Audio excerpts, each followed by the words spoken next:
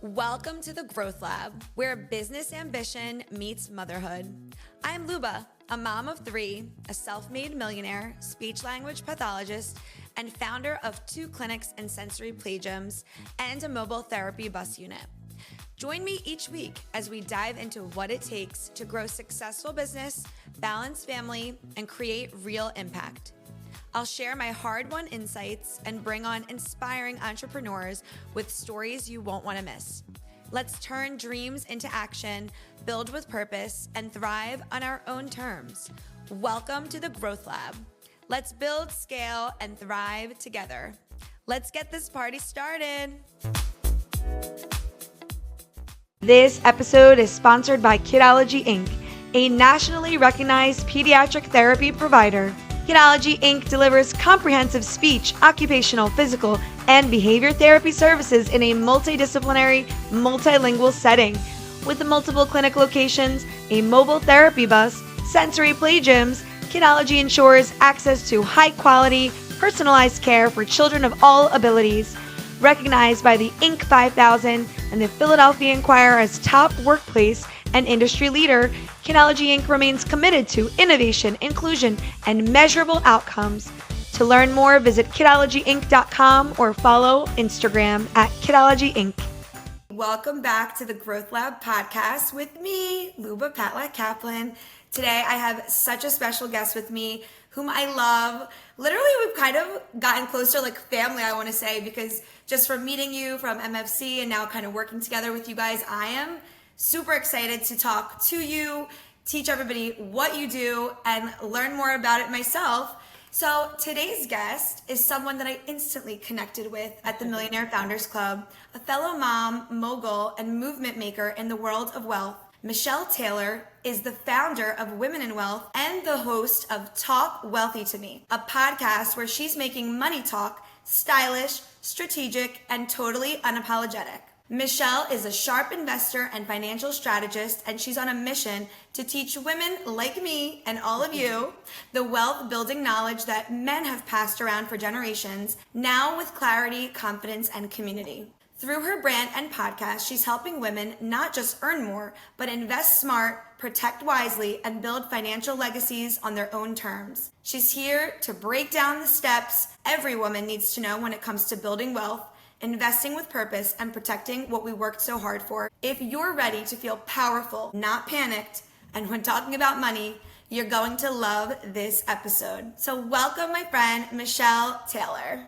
Thank you so much. You're so amazing. Excited to chat with you. I know, from the minute that you were like, we kind of started to talk about it, and the first, other than meeting you in person, I did tune into the podcast, and I'm like, I am so interested in what they're talking about. This is very valuable. And the more I listened, the more questions I had, and then we finally got on a call, and you were like, Luba, like, buckle up, we're gonna get this going. And I am thrilled because I just don't have the knowledge here. I don't. And I'm so grateful to you for what you're doing and that you want to, help people understand better. Hey, you have money. This is what you're supposed to be doing with it. It's rotting in your account. Like, that's the wrong place. So I appreciate you, and let's dive in. Yeah. Yeah, I'm excited. So tell us a little bit about steps that women should take towards wealth. What does it look like? 20s, 30s, 40s, when, how, why? So the steps are going to be a little bit different for everybody, but I think that the biggest thing that you can do when you're first starting out is kind of walking through what your money story is. And listen, I love the woo-woo stuff, but when it comes to money, there's not really a ton of room for it. But I think we do need to figure out if there's anything that could prohibit you from growing wealth. That is something you should be doing in your 20s. So understanding that money is a tool. It is nothing that needs to be emotional, and that's something that we all do, by default. Now, it's really important to understand what that tool can do for you today, tomorrow, and in the future. And a lot of women don't have any clue. You said, I don't have any clue. Girl, I have made so many mistakes, and you know some of my story, but if I could go back and tell the 25-year-old version of myself that this is what I would be building my life around, I probably would have laughed in my face. I remember, didn't you spend your life savings to start a business in a different country.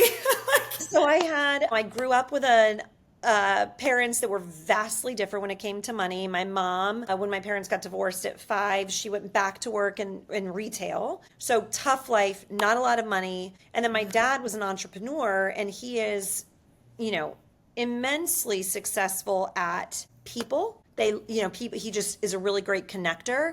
He wasn't a great business owner then. He kind of learned as he went. But I saw him living this lifestyle when he didn't have money, like the Disney dad. He'd pull out a wad of cash when he'd come to get me on the weekends. And, as I was older, my mom would say, that was his rent money. But as a young girl, I'm thinking, that's what I want to do, because look at dad. And then my mom is sitting at the dining room table every Sunday balancing her checkbook, and she was always saying no, because there was nothing. So immediately, that's kind of where I thought, I want to be an entrepreneur, because my mom's way did not look fun. And so both of them taught me so many great things about life, and that I use to this day in this space, but none of them were teaching me about money. So as a teenager, I was diagnosed with leukemia very unexpectedly. And once I was okay, I still don't think that I truly had dealt with it all. I was, 18 years old. Of course. But What a I started shock, shopping. especially so young.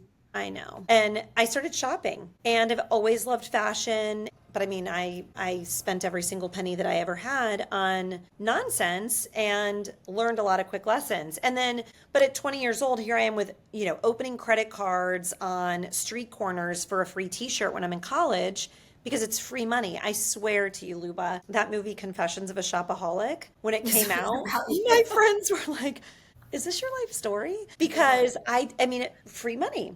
And so I didn't have any tools and resources. So that is kind of where this journey started, is paying service to that 20-year-old version of myself. And to that girl, it is really to understand, why are you shopping? What is wrong? Why are you spending money on all of these things when you don't have a job? You're in college. And then that's the biggest thing. That's like maybe lack of education in that realm, because people, and especially coming from childhood, and here comes my place of expertise, child development, but anything that happens to you in that growth period of your life conditions you later. So you already had these examples of what maybe you did or didn't like. So you probably felt like, oh, if I could get this now, it's good because I could just get it. It's free. And you kept feeding that to yourself, plus your illness. I mean, you were fighting your own battle, really, I think. I think it was just like an identity crisis of, exactly. When I'd gone through a really bad breakup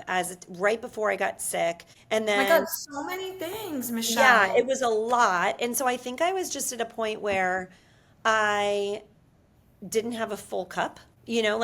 I'm dangerously optimistic and positive and all of those things, and I still was then, but I didn't realize that the shopping was trying to fill something, right? And that's where the woo-woo comes in, where I talk to so many young girls, my nieces included, I'm super close to them, and they have been conditioned over time, and not just them, but so many young girls, to have these thoughts around money, that it's, a scarcity mindset. And I have to tell you a really quick story. My niece is looking at colleges, and we were just down in South Florida, and we went to FAU, and on our way home, I was with her and her mom and her other aunt, and we're all really close. And she said, I want to stop in Palm Beach. I've never been there, because we live in Orlando.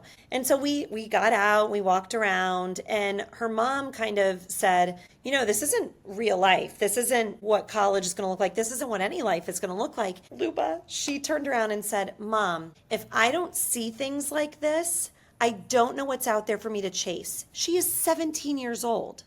And it was such a proud moment. Yeah. Because it takes that. I know this has been a long-winded answer, but for the girls in their 20s, I would say, ladies, you want to make sure, or the ones that are listening and have young women that are looking to them, make sure that you talk to them about what their feelings are about money, and make sure that there's nothing that's going to hold them back. And then I would say also to encourage any of these young women in our lives or that are listening to understand the importance of time. And you and I know that, especially as mamas and business owners and all those things. But when you are a young person, you think that you've got time for everything. God willing, you do. But when it comes to life and money, our most precious commodity is time. And I say all that because so often young women are like, well, I'm not going to invest, or I am going to spend because I've got plenty of time to worry about it. And what I would love for them to take away from this is start investing in the very beginning, even if it is $25 a month. Just start and don't overextend yourself with credit card debt, I would say. Big one for those young girls. And then shifting into the 30s, I would say, and then I'll let you ask your question, is really just, again, giving yourself the freedom to live in an and universe. So often, women in their 30s, like that's really, I feel like when we buckle down and think, okay, I got to get serious. And they think that they have to do this or this. I have to save money or buy a house or go on this vacation. And really, I want to encourage everybody to do everything. It's just how we do everything. It's really, really hard and it takes practice. But if you can have a good understanding of what you have coming in and then give savings and investing and paying down debt attention at the same time, again, you're honoring the time element of not losing it. You're going to give your proactive decisions time to compound, and you're going to be better for it. I think those are the big things that right out of the gate, everybody should be doing. You need to reach out to universities and be like, this is what you should be teaching people. So we're actually within the community launching a course for college. Amazing. Because you know, and I think back, and as you were speaking, I'm remembering that. So I went to school at Hofstra in Long Island, and we had at the time a PNC bank, which doesn't exist. I think Citizen bought them at the time. I don't remember now, but I found in the not so recent past a little old checkbook, like my first account that I opened there. It's different today. You know, I have 3 kids. They all have an account. Birthday money goes there. Then we do something with it. We didn't have that. I'm an immigrant. I come from immigrant parents. There were times when it was paycheck to paycheck life. Like, you understand. Yeah. And my parents were never preaching that to us. It was like more survival. You get a job, you work. We did go on things. I had a very positive, uplifting parents who always pushed and did things. And that's why I am the product of what I am today. But I feel like everything you're saying, 20 years old, nobody taught me what the value is, what I'm thinking about. I knew for myself. I was a waitress in high school. Then I had some money I went to college with. I remember like conversations pre-college, you go to a bunch of those little orientations and they were talking about, well, maybe you should get a bank account, your parents could deposit. Like, that was the extent of the info. I'm going to get a bank account. And then what? That's it. And you have done such a fantastic job of honoring that part of you, but also like there's so much hustle and you're so great at all of this now. But imagine if you didn't have to learn it on your own, you know? Right. Incredible to have had the information prior to. Yeah. And it's interesting, you know, I always think about stories going back to the money mindset. And I've talked to thousands of women, if not tens of thousands, since I've been in this world. And every time I speak to somebody who is either an immigrant or comes through immigrant parents, the money story there is always the same. It's like, go chase this American dream, go do all of the things, but also do it and maybe this was different for you guys, but I feel like so often it's like, go be a lawyer, go be a doctor, don't be an entrepreneur, that's scary. And also money is scarce and we have to hoard it and hold on to it. And for women, that is like the number one thing that we all can be better at, myself included. I have to coach myself through this all the time. We hold on to too much money. Yeah. And I think that from our first conversations, while I already started to make my money work for me, quote unquote, I still have so much to learn. But that was one of the first questions, like, why are you holding on to this capital? And I'm like, I don't know what to do with it. Comfort. And it's also, and not in your case, but so many women I talk to will see it and think, well, it feels good, right? Right. It feels good because it's there in case of an emergency. Women are far more risk adverse than men as a whole. So it's all about kind of rewiring your brain. And you've done a great job. You just said it. Your money, you can give your money a job. Think of it kind of as like a kid, they graduate from college and then they fly the nest. Your money, once you have that good foundation, fly the nest. Don't let them sleep in your basement until they're 45. Like, go out, work for you. Absolutely not. Not in my house. Not mine either. But like your money can work for you even while you're sleeping. And that is how you build wealth. You don't save your way there. Solid tip there. So when and why should women start investing? And I understand the power of starting small and getting past these fears of like, what if I need it or whatever? People are always under the impression that like, if you put it somewhere, you can't get it back. So there's different situations, obviously. But really, what is the key here or the milestone to start growing your portfolio? Is it a certain salary amount? When is the time that you're supposed to start? So, great question. You should start yesterday. Okay. There's not any line in the sand. However, I will say this. The first step to determine how much you can invest is that first mile marker, right? So you want to look at, I'm a big fan of building out what's called a spending plan instead of thinking as a budget. So how, and again, that's just from the way that you're thinking about it, it's going to set you up for success because it feels freeing and liberating instead of feeling super structured. So if you can go through and figure out what you have coming in every month, and then if you're, a business owner, figure out the bare minimum, and then you look at what your surplus is and you set a spending plan, give yourself permission to choose, spend X amount of dollars without any kind of guilt or recourse. And then the rest that's left over, whether that number is $100, $500, $500,000, That's what goes. you take pieces of it and you kind of feed all of the heads of the snake.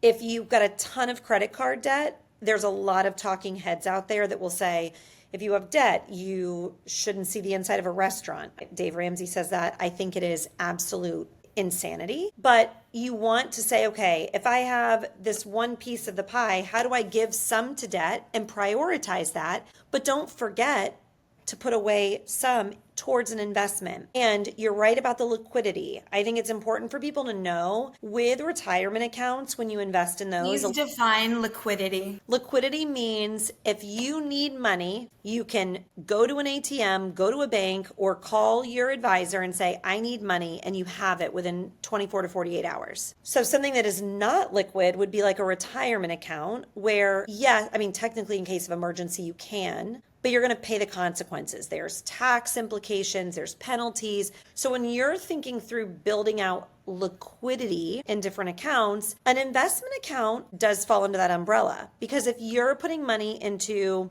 let's say you've got a Robinhood account or you've got an advisor and you're putting money in every month, if you need it, you make a phone call. You just get it, yeah. So if liquidity is important for somebody listening, then I would not suggest putting that money into like an IRA as your first stop for investing. If you've got enough liquidity, then a Roth IRA, if you haven't already out-earned that, is a great place to start because of the tax treatment in retirement. But I would say that you want to make sure that you look big picture and say, the most important thing for me right now is X. And whether it's saving, investing, or paying down debt, really there's nothing else when it comes to money. As long as you are honoring what's most important, even if that means giving more to that. If you have $1 and you spend 70 cents there and then 15 and 15 somewhere else, don't neglect savings because over time, your future self will thank you, whether it's $15 or 15 million. So start yesterday. But if anybody has any questions that's listening on where to start, I'm happy to, if they reach out and drop the name of your podcast, I'll know. And I can send them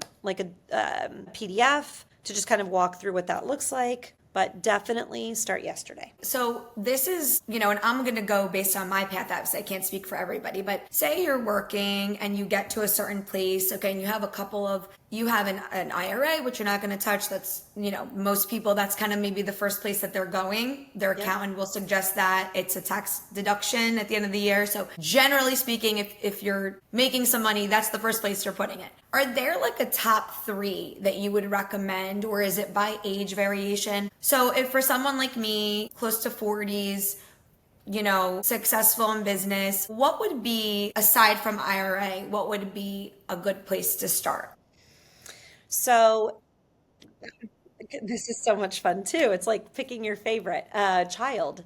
I also, There are no favorite children. How there dare are you? no favorite children. That's what I mean. How can you pick Yeah, you between can't. You the 20s or the can't. 30s? Yes. Yes. Or the 40s or 50s. For someone like you that's listening that does have kind of checked the boxes of the low hanging fruit, if you will. I think that the next thing for anybody to consider is looking at investments that are also solving a tax issue for you. I think it's really important to consider that. And then also looking at real estate. I mean, if you look at the data of every large, huge wealthy family that we have learned, like the founding American families, and then even now today's millionaires and billionaires, I would be comfortable probably saying that none of them have done it without a piece of real estate. Real estate always wins. And for a lot of people listening, it becomes a question of, do I want to be a landlord? That's a big question to ask. How do I get into real estate if I only have $50,000? There are ways, and that's where this is kind of going up the ladder to the next levels, where you can look for a syndication in real estate. Now, for anyone listening that doesn't know what that is, it's basically you are a limited partner in an investment that is, it can vary in size, but it's like a grouping of real estate properties that you're putting in a much smaller amount. But because you're not a general partner, they're the ones that are managing it all. You're just collecting a dividend. So for somebody that wants to start, look into something like that, because the entry point to that, it could be as low as $25,000, and you can kind of dip your toes in. I'm going to tell you about someone. I was recently talking, and they made a website similar. These guys do mortgages and real estate for new build outs and projects. And it's not a fund, but they're helping people to invest through their website. And I think, what is it? They're called FinResi, invest in high yield premium real estate secured loans. So I guess it's a similar idea. Do you recommend something like that? What would and I don't know if you're familiar with them, but I'm sure they're a dime a dozen. And I would say the most important thing, especially for your listeners, is find your board of directors, so that as you start to do your own research and look into things like this, when you come across something like this, I mean, I know you would immediately say to me, hey, vet this for me, look at it. You need to have those kind of people in your life, ladies, because we're in a time where we have access to more information than we've ever had. The problem is you hear these things or get targeted ads, and it may look really great, but you don't know if it's great for you in your current situation. And so what risk is involved? Like, I wouldn't want to put all this money and then there's no payout. So you're like, okay, what is happening here? Well, right. And you have to understand, and I'm going to use going into like the tax strategy is such a big hot topic on social. And if somebody says, I'm going to pay my kids, okay, there's a lot that you have to do on the back end of that to make sure that you are compliant, that God forbid the IRS ever knocks on your door. You have everything done. You have your due diligence done. So there's steps, right? It doesn't mean that the information out there is wrong or misleading, but you've got to make sure. It's just like when you go shopping, you may see something that you love, and then when you try it on, it's just not good for you. So for that example, I think the first step for any of the listeners that are starting to dip their toes into these more creative investment strategies or alternative investments, you've got to find your team. You've got to find the people that you can talk to, that you can run these ideas past, and then also find people that are going to bring those things to you. But yeah, real estate is an incredible wealth building tool. This episode is sponsored by Kidology Inc., a nationally recognized pediatric therapy provider. Kidology Inc. delivers comprehensive speech, occupational, physical, and behavior therapy services in a multidisciplinary, multilingual setting. With multiple clinic locations, a mobile therapy bus, sensory play gyms, Kidology ensures access to high-quality, personalized care for children of all abilities. Recognized by the Inc. 5000 and the Philadelphia Inquirer as top workplace and industry leader, Kidology Inc. remains committed to innovation, inclusion, and measurable outcomes. To learn more, visit kidologyinc.com or follow Instagram at Kidology Inc.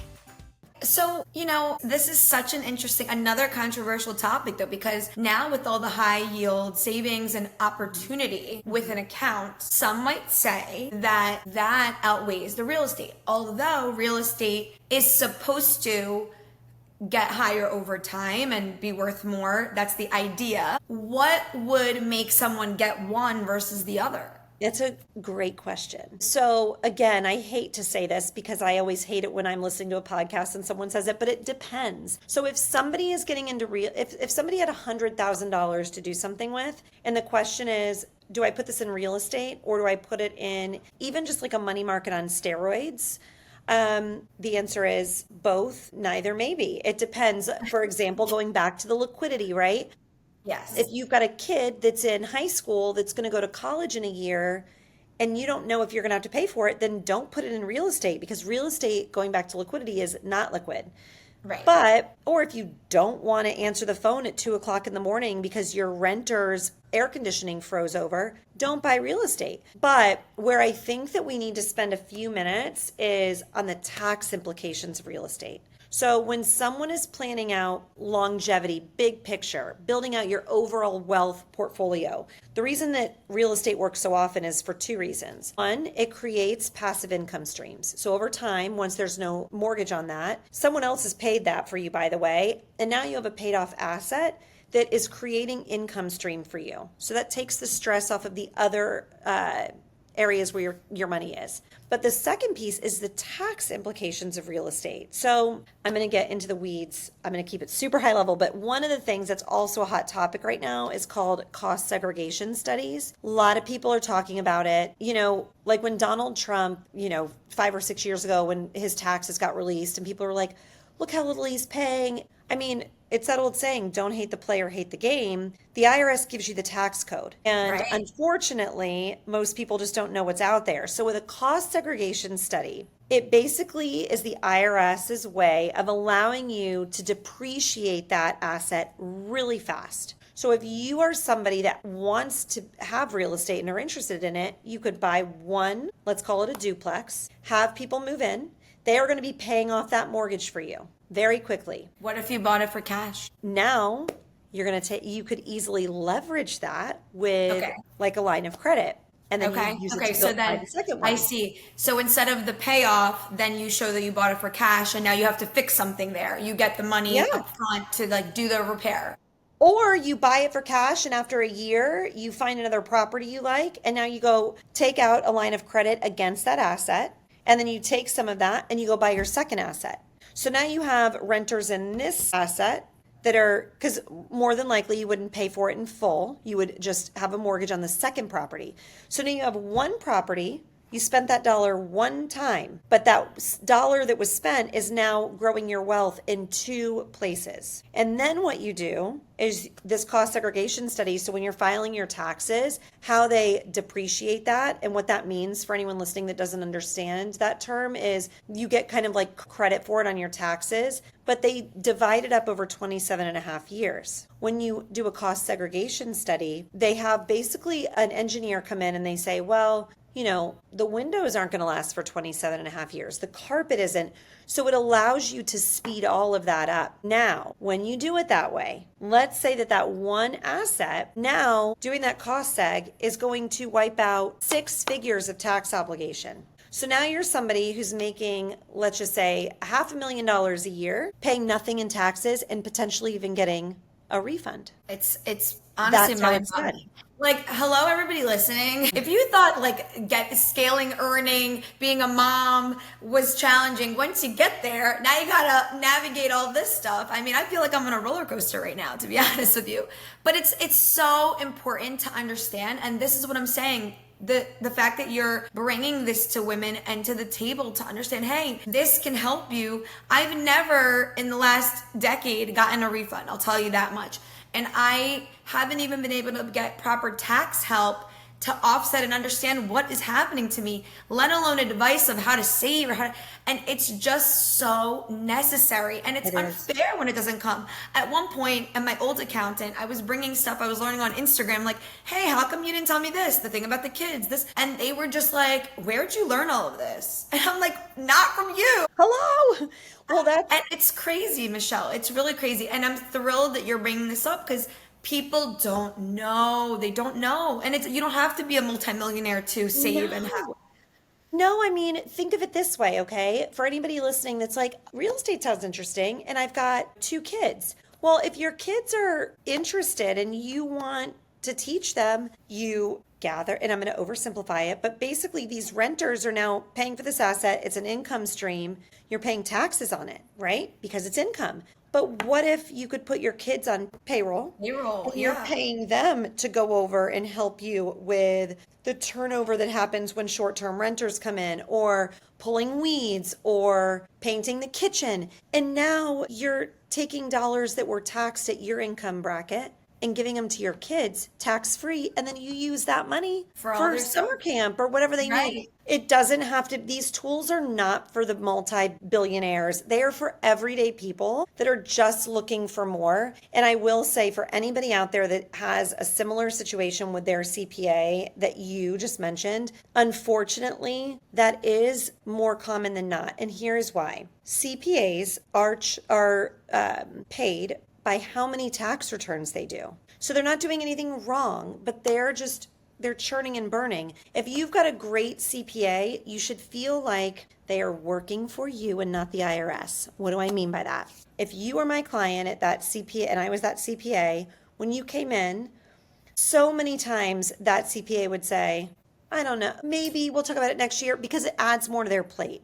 Because unless the client does the due diligence, they have to. But what they should say is, don't automatically, if your CPA is dismissing ideas you're bringing to the table, you have the wrong relationship. A CPA should be saying, let me think about how we can make this work for you, not, I don't know if it'll work. And it takes a little bit more time and effort. If you love your CPA and they're not giving that to you, that's when you have to call in somebody else that can help hold them accountable. It's finding that village. We say it all the time about kids. It takes a village. It takes a village to be in a healthy marriage. You know, we all go to people's weddings and it's all fun and games and we love them so much. And then a year later, if they're having marital problems, what are we doing to help? It takes a village.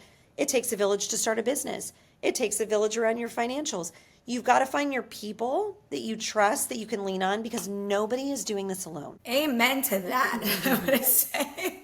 So I know we didn't dive into this one too much yet either, but I know that like insurances, talk a little bit about why it's important for people to have the proper insurances, you know, homeowners, what to look out for, life insurance. And that's a big question mark for me too. Like, I don't know what's proper. And I know we started to talk about that a little bit, but what is some advice you could give to people who really just don't understand this part? So, other than saying, again, it depends on the stage of life, I think first and foremost, homeowners insurance is tricky all over the country. I would say when you're looking at any of these insurances, you want to make sure that you're working with somebody who is shopping them out consistently. So many people will get into a policy and it auto renews and slowly it creeps up because they get you in and then you don't pay attention to it because who wants to call and shop it out? Yeah. So That whole job on its own, when you have to start calling all these, it's oh a my nightmare. God, and you don't know, and then you feel like they're selling you. And so that's why one of the things I do for my clients is we do a full audit and then we are shopping it out because nobody wants to do that. But what's really important to understand is number one, what assets you have, and then understanding that they are protected. We are in a very litigious time. We have been for a long time. It's probably not going to change. You get into a fender bender, someone grabs their neck because they know it's $10,000. You want to make sure that the insurances you have are appropriate for where you're at in life. So many of us will, in the beginning, do these super low deductibles because we are just starting out. But over time, your wealth has grown. So you probably have more wiggle room. Your deductibles can go a little bit higher. It'll lower your monthly premium and your coverages need to increase because now you've got more to lose. So it's really important to revisit these things year after year. Yeah, like As far even as listening life to what you insurance, say. yeah. You buy a policy And you and said I'm just like, what do you like? Why would I change anything? I know. It's wild. But Wild. life insurance, the biggest thing I would say for any of the young people listening, if you don't have any dependents, you probably think you don't need it. The only consideration I would tell you to make is if you've got any co-signed debt with your parents. I always would encourage people to think through that. God forbid Yeah. somebody listening has a student loan out that is a private loan co-signed with their parents and something happens to them. Now your parents are losing a child and paying off your education. So basic, super easy term insurance, make sure that that wouldn't happen. There are a lot of different insurances out there. If you're a parent, you want to think about replacing your income so that your kids don't have to lose a parent and then also potentially lose a home, lifestyle changes. You want to keep life normal. And then when you start to build your wealth a little bit, and I'll speak to again, a hot topic is like this infinite banking thing. It's all over. There are really interesting ways that you can use life insurance as a wealth building tool, but you need to make sure it's the right fit. So for example, you are typically going to be in a higher income tax bracket, have a death benefit need, you have people that need you, or you're very philanthropic where you'd want it to go to a charity. But there are ways that you can structure a life insurance policy that it's going to hold cash inside of it. It's more expensive, but it's forever. And the beauty of these is twofold. Well, even more than twofold, but we'll keep it to two. One, the cash that's inside of that policy, it's getting a dividend and it's growing, but it's usually not tied to the stock market. Now, you can find some that are. In my opinion, let your investments be investments, let your insurance be your insurance. But in this case, you've got this cash, it's growing slow and steady, it's getting 6%, boring. But if you are ever sued, or I hate to say this, but if you ever get divorced, any of that money that's in that policy is untouchable. Nobody, even if you filed bankruptcy and you have $500,000 in your life insurance policy, they cannot touch it. But what if you need it? Then you can touch it. With a penalty, you could take it out. There's no penalty. Oh, okay. So this doesn't No, happen. no. So my point in saying that is, so for high income earners, it's a really great way to say, how do I accumulate cash somewhere that's not in cash, that is totally protected, that nobody could access? And then the other thing is the tax treatment. So all of that money comes out, as long as it's done appropriately, completely tax-free. So for the right people, this is kind of like a silver bullet. Now, when people talk about like infinite banking and things like that, what's really cool about these is, I'll use like the Vanderbilts and the Rockefellers. They talk about it all the time. What they would do is when they'd have a young child, they would buy a big life insurance policy on that child. The cash would start to accumulate. The trust, the family trust, is the owner and beneficiary of this contract. But now, as this child ages and needs to go to college or buy a first home or have a wedding or start a business, instead of going to a bank, they're borrowing the money from the family trust that owns the That's contract. so much better. Yeah. Because the interest, everything is going back into that. And then when they pass away, the beneficiary is the trust. So now multi-millions of dollars that are tax-free, by the way, are going back into the trust. So over time, you are creating generational wealth and tax-free income in your own bank. I mean, it's beautiful. The asterisk I would like to mention is, if you have ever been approached by someone, any of your listeners, that tell you, hey, you make $50,000 a year, you make $100,000 a year, and you should be putting a bunch of money into this, they are insurance agents. Don't listen. More questions.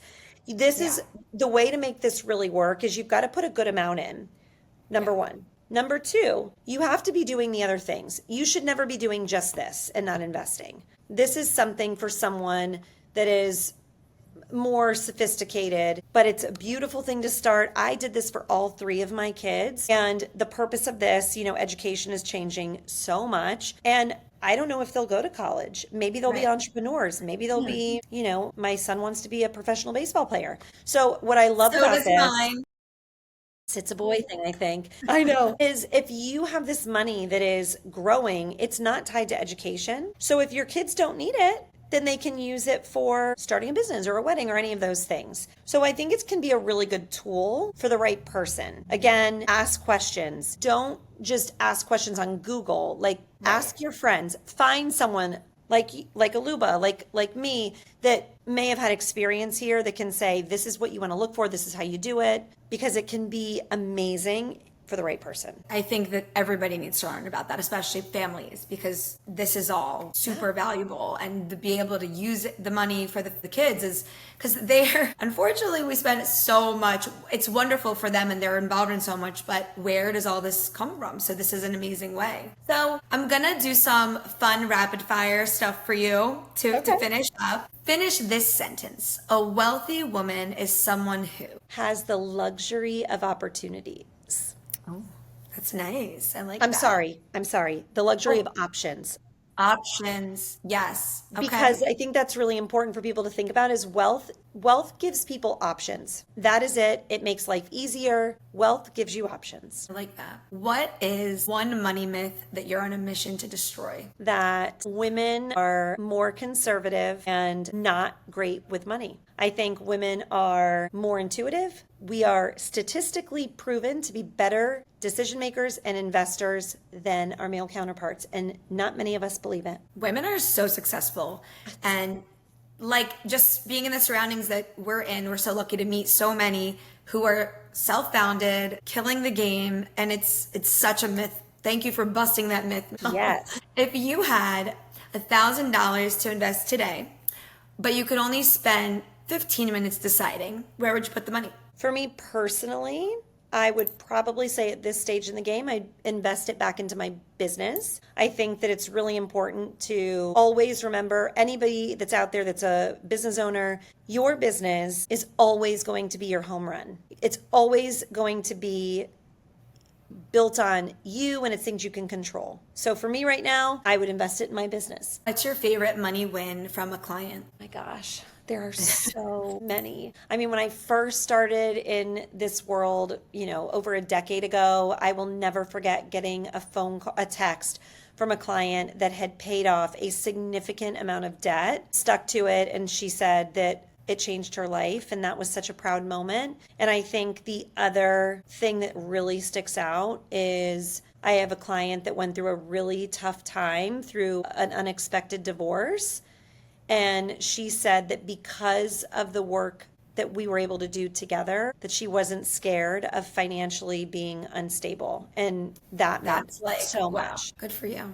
And what's the most surprising thing that men were taught about wealth that women weren't? I mean, everything, but one really big one. I think they are exposed really early to alternative investments, and there's conversations about real estate and venture capital and private equity. And in the beginning, I think a lot of them don't even know what that is, but they pretend to know and figure it out. Women, even when we are talking about money, are talking smaller scale, how to budget for the family, what to do. And I think the guys are just taught to think bigger about money from the very beginning. Next one, how do you personally balance living for today versus investing in tomorrow? It is going back to that spending plan and making sure that I'm being, like my dad would say, true to your school, the things that matter to me. I know because I've given myself that permission, I work really hard.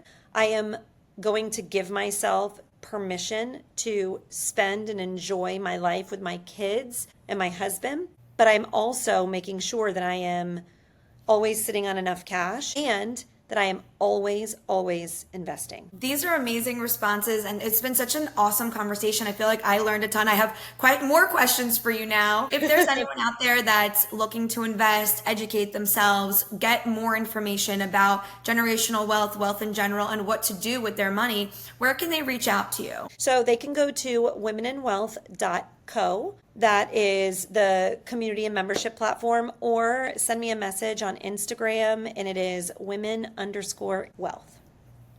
And don't forget to also tune into Michelle's podcast, Talk Wealthy to Me, because she offers a lot of valuable information on there, just like she did here today. Love you to the moon. Thank you for joining me. Love you. Thank you guys for tuning in to another great episode of the Growth Loud podcast, and we'll catch you next time. Bye, guys. This episode is sponsored by Kidology Inc., a nationally recognized pediatric therapy provider. Kidology Inc. delivers comprehensive speech, occupational, physical, and behavior therapy services in a multidisciplinary, multilingual setting. With multiple clinic locations, a mobile therapy bus, sensory play gyms, Kidology ensures access to high-quality, personalized care for children of all abilities. Recognized by the Inc. 5000 and the Philadelphia Inquirer as top workplace and industry leader, Kidology Inc. remains committed to innovation, inclusion, and measurable outcomes. To learn more, visit kidologyinc.com or follow Instagram at Kidology Inc.